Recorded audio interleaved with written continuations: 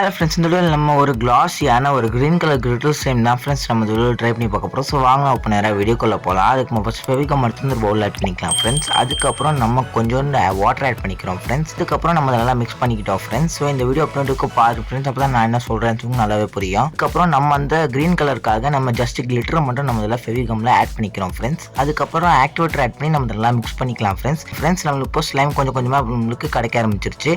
அப்படி உங்களுக்கு இந்த ஆக்டிவேட்டர் வீடியோ எப்படி செய்யணும்னு சொல்லி தெரிஞ்சுக்கணும்னாக்கா வீடியோவுடைய ஃபர்ஸ்ட் கமெண்ட்டில் ஆக்டிவேட்டர் வீடியோ பின் பண்ணி வைக்கிறேன் ஃப்ரெண்ட்ஸ். நீங்கள் போய் செக் பண்ணி பார்த்துக்கோங்க.